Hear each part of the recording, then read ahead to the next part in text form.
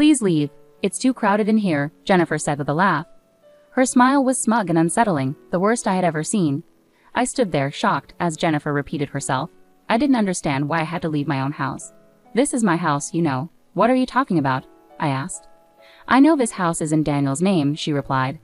I was shocked by Jennifer's nerve. Even though I had explained everything when we got married, it seemed she hadn't listened at all. Fine, I'll leave, I said with a sigh. Watching Jennifer gleefully unpack her furniture into Daniel's home, I wished he were here, but he was away on a business trip for a month. I decided to wait until he returned to discuss the situation. Well then, take care, I said. With that, I left the house filled with memories. I knew where I was going next. I anticipated Daniel's reaction when he returned. My name is Karen, and I am a 65-year-old housewife.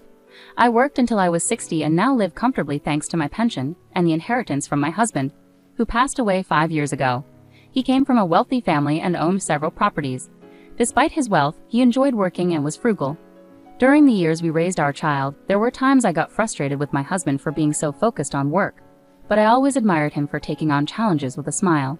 It's been 5 years since he passed away in October, in a tragic accident that happened on our wedding anniversary. I can't forget seeing the crushed cake box at the accident scene. He left behind a significant inheritance, insurance money, and our beloved son Daniel. Daniel turned 40 this year and works at a big company. After his father's sudden death, Daniel went through a rough patch. He was cheated on and divorced by his then-wife, and he briefly sought counseling to cope. I worried he might quit his job, but then he met Jennifer, and things turned around quickly once they started dating. They got married last year, and since then he's been even more driven at work and seems to have fully recovered. Jennifer, my son's wife, is a single mother with 2 boys aged 2 and 5. Daniel, who adores kids, had grown close to them, and I found them incredibly cute. Daniel couldn't have children due to an illness in his childhood, so the idea of having grandchildren filled me with joy. I thought Jennifer was quite generous, although she occasionally said things that surprised me. Overall, I believe she had a good heart. Daniel and everyone else seemed to agree. It never occurred to me that things could turn out the way they did. After their marriage, Daniel and Jennifer moved into a property near our house. I had suggested they live in one of my husband's houses. We want to start in a home we've chosen ourselves, Daniel insisted. He explained that Jennifer had a preference for cute things, and none of the available properties matched her tastes. When I first heard this, I was puzzled, but since they were newly married with children, I decided not to dwell on it, thinking they deserved to enjoy their preferred lifestyle. Daniel was often busy with work and traveled frequently. During his absences, Jennifer would bring the kids over for dinner. The grandchildren were well behaved, but Jennifer's behavior was quite different. She helped herself to food and often went through our closets without asking, even entering our bedroom to take my jewelry. This shocked me, and I felt the need to confront her about it. Jennifer suddenly burst into tears. I just wanted us to get along. Please don't hate me. Faced with Jennifer's tears, I found myself comforting her instead of addressing the issue. I chose not to tell Daniel about what happened, and since Jennifer didn't take anything else after that, I decided to keep the incident to myself. About 6 months into their marriage, Jennifer started sending her kids over to stay with us frequently. She would call abruptly the day before and hang up quickly, making it hard to say no. Reluctantly, I found myself taking care of the kids each time. Although they remained obedient, their table manners had noticeably deteriorated since we first met. They ate loudly and often spilled food outside their plates, despite being well behaved before. I had to remind them repeatedly, but they would only listen temporarily before slipping back into their old habits during the next visit. This routine left me feeling frustrated. Jennifer appeared unconcerned and would drop off her children at our home and leave quickly. Initially, Jennifer would visit with the kids, but after a few times, she started sending them over alone. Jennifer, it's okay for the kids to come over, but I'd appreciate it if you could join them sometimes, I suggested. But I'm quite busy, Jennifer replied evasively. That night, Daniel called me unexpectedly. Hey Mom, could you try to be a bit more understanding with Jennifer? What do you mean? I asked, confused. I thought I had been quite kind to her, but Daniel seemed to have a different perspective. Jennifer feels pressured to visit often because she's afraid of being expected to help out like she had to in her previous marriage. She had a tough time with her ex-husband's family, so please go easy on her. Really? Okay, I understand. It seemed Jennifer had misunderstood my intentions. I responded to Daniel with mixed feelings, and the next day, Jennifer sent the kids over to our house again. As their first year of marriage passed, the children began spending half of each week with us. Meanwhile, Jennifer would only visit a few times a month, staying for about 10 minutes each time. I started feeling uneasy about Jennifer, who always seemed too busy to talk. When I asked the children about Jennifer's plans, they would look guilty and shake their heads. Initially, I tried asking a few times, but their reactions made me feel so guilty that I couldn't bring myself to pry further. Then one day, Jennifer unexpectedly came over with Daniel. We sat down for coffee and had a pleasant chat after a long while. That's when Daniel spoke up. "I have something to discuss," he said seriously. "The kids have really bonded with you, and I'm away on business trips often, so I can't spend much time with them. If you're okay with it, I'd like you to move in and help Jennifer out. What do you think?" "Move in? Well, what about Jennifer?" I was taken aback by the sudden suggestion of living together, nearly dropping my coffee cup in surprise. However, I kept my composure and turned to Jennifer. "Karen has always been a tremendous help, and I'd really appreciate her assistance," Jennifer chimed in. "Is that so? Well, I'll need some time to think about it," I replied. Daniel seemed pleased with my response. Knowing him, he must be concerned about my well-being too. I pondered over the proposal for a couple of days and eventually decided to accept. From there, we began clearing out unnecessary items and preparing rooms for Daniel's family and the children. With the kids' help, we finished cleaning up sooner than expected, although the effort left me with daily muscle pain. A stark reminder of my age. Despite the challenges, I successfully cleared out 2 rooms. As I busily cleaned, Jennifer didn't offer to help at all, which made me increasingly uneasy about living with her. Then came moving day. As the movers brought in boxes, Jennifer pulled me aside into the garden.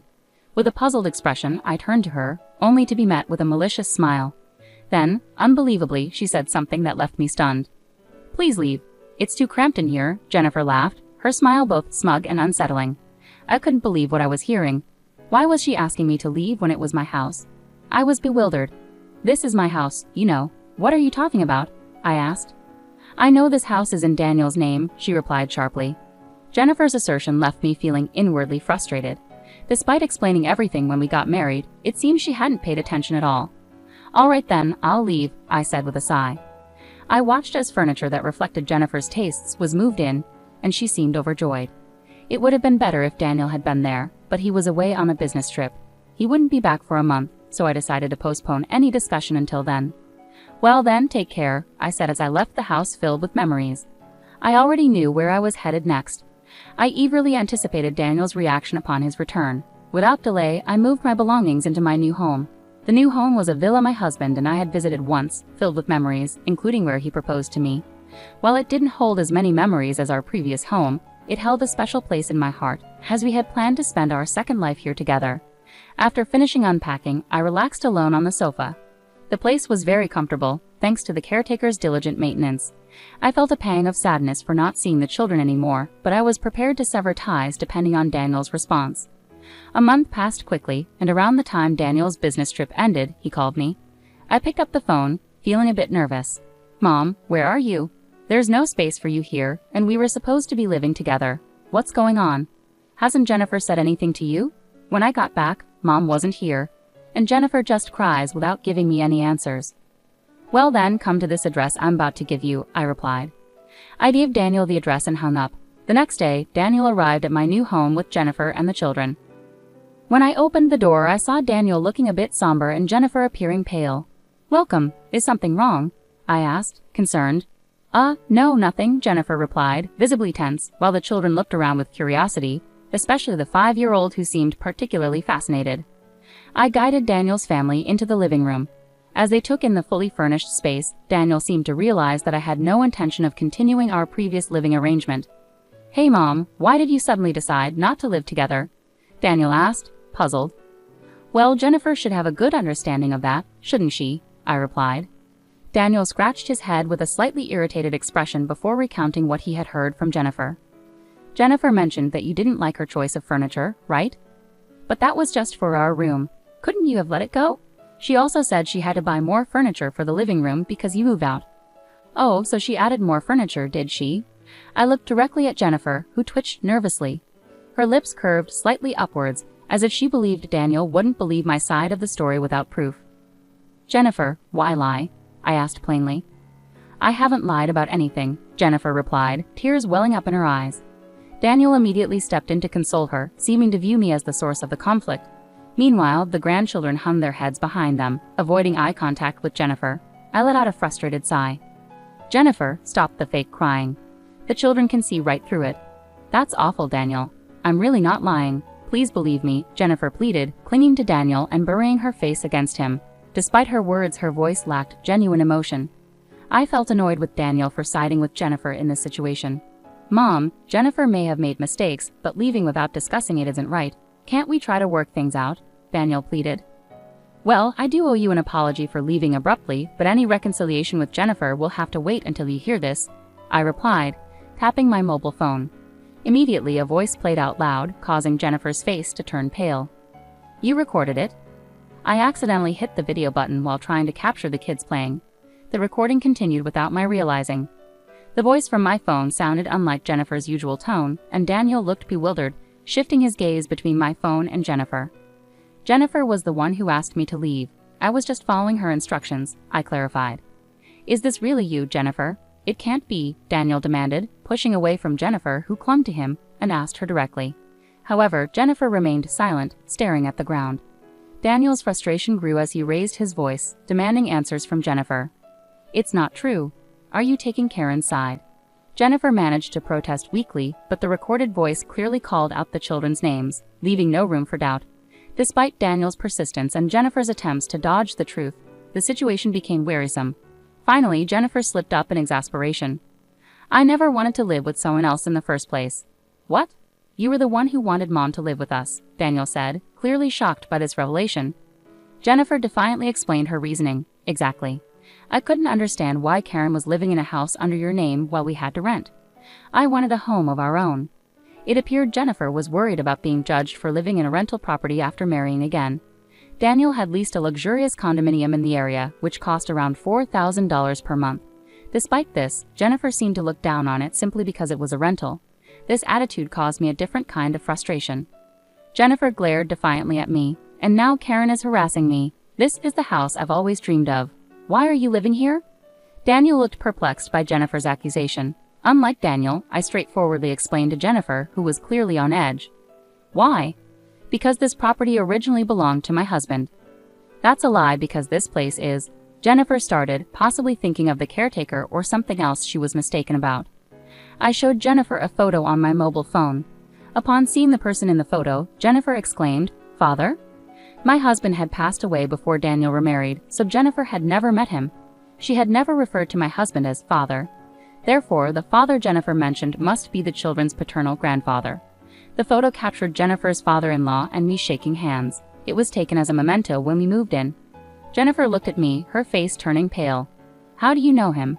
How? Because he's the caretaker here, of course, I replied calmly. Upon hearing this revelation, Jennifer sat down right where she stood. Daniel also appeared stunned, struggling to grasp the situation. Sensing an opportunity to clarify things further, I decided to continue. We had a conversation when we moved in. That's when I learned he's your ex-husband's father, and also the real reason behind your divorce.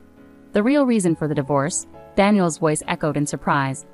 Jennifer, no longer trying to pretend, became visibly flustered by my words. Karen, there must be some misunderstanding. I'm sorry, let's go home together. Mom, please tell me, Daniel interrupted Jennifer, his expression earnest as he looked at me for answers. It would have been less damaging for Jennifer if this had come to light later, but I had no intention of showing mercy. I instructed the grandchildren to go play in the garden.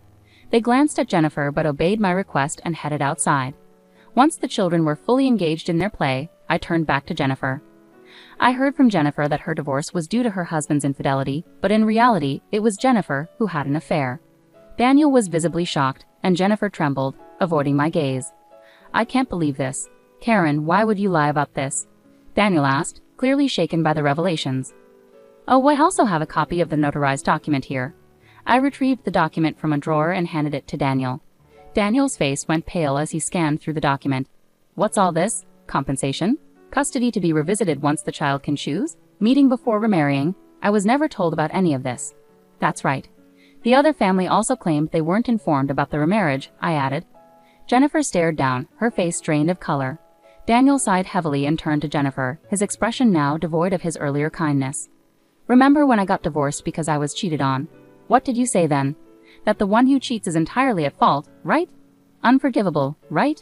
Yeah, Jennifer muttered quietly. Daniel's voice grew heated in response to Jennifer's silence. So the story about divorcing to escape from your husband's infidelity and extreme control, putting the kids at risk, was also a lie. What's that about? Jennifer appeared unsure how to answer. Daniel's frustration intensified. And didn't you say, I would never cheat? Daniel pressed on, his voice sharp with anger. I had to say that or you wouldn't have dated me, Jennifer finally replied, her voice tinged with desperation. Right, of course, Daniel retorted sharply, not letting Jennifer finish. Daniel was visibly agitated, his breathing heavy with emotion. Jennifer, on the other hand, began to sulk defiantly. I've heard you've been declining visits since you started dating Daniel and apparently leaving all the housework and childcare to his family. And now you're trying to blame me after remarrying. Why are you making unnecessary accusations? Jennifer shouted at me, her voice loud and defensive. Daniel gave Jennifer a cold, distant look. Her unguarded outburst had shattered the image she had maintained. It's over between us. Let's get a divorce, Daniel stated firmly. No, I don't want a divorce, Jennifer pleaded, clinging to Daniel, who tried to shake her off impatiently. Despite his attempts, Jennifer persisted. Just as Daniel's frustration seemed ready to boil over, an unexpected voice intervened. Mom, you're saying the same things you told Dad. You've got a new boyfriend now, so stop bothering Daniel. Michael, Jennifer's eldest son, spoke with a surprising maturity for his young age. His sudden return from the garden surprised not just me, but everyone present. What? Why are you saying unnecessary things, Michael? Jennifer snapped, clearly caught off guard by her son's unexpected words. What do you mean by a new boyfriend? Daniel asked, squatting down to look at Michael, clearly perplexed. Michael spoke again, maintaining his composure. Whenever you're away, Mom tells me to go to Grandma's house, and then her boyfriend comes to pick me up. Michael, don't lie, Jennifer interjected quickly. Daniel hugged Michael tightly and turned a stern gaze towards Jennifer, who looked taken aback by his genuine anger. We'll talk about this later, including the boyfriend and the compensation, with him present. It's not like that. I love you. It was just a brief fling with that guy, Jennifer pleaded desperately. That guy, huh? Daniel remarked coldly, his disappointment evident. Jennifer looked crestfallen at Daniel's remark. With a resolute expression, Daniel stood up, shielding Michael, and stared coldly at Jennifer. Without hesitation, he forcefully escorted her out of the house. Wait, Daniel. Open the door. The next time we talk will be with a lawyer present. I'll arrange for the kids to see their father. I've already called my parents. They're on their way to pick them up. What do my parents have to do with this? Jennifer continued knocking on the door for a while, but soon the noise ceased. Shortly after, I heard voices arguing and then the doorbell rang. Jennifer's parents stood there, looking apologetic. After entrusting the grandchildren to me, they took Jennifer back with them. Later, the grandchildren were safely introduced to Jennifer's ex-husband's family. It turned out that Jennifer had changed her phone number and moved without informing anyone since she started dating Daniel, making it impossible to reach her. Her ex-husband and his parents were overcome with emotion and embraced the children as soon as they saw them. Although Daniel had already legally adopted the children, transferring custody back to Jennifer's ex-husband took some time due to the legal process. It seems Jennifer's life has taken a sharp turn after the consequences of her actions. Her strict reprimand from her parents and her current work situation at a family-run hotel indicate a stark change in her circumstances. With high alimony payments to both Daniel and her ex-husband, she reportedly has little respite from her duties. I can't stand it anymore. I want to quit, she frequently complains, but her relatives are keeping a tight rein on her. Meanwhile, Daniel, having experienced his second divorce, has sworn off marriage and thrown himself into his work. Despite the lingering shock, I recently learned he's reconnected with a childhood friend who lives nearby and is 10 years his junior. They'd occasionally go out for meals together, and this friend even visited me recently to say hello. It turns out she's harbored feelings for Daniel since they were kids and never pursued other relationships because of her enduring affection for him. As a parent, it warms my heart to see that the young girl who once dreamed of marrying Daniel still holds those feelings into adulthood.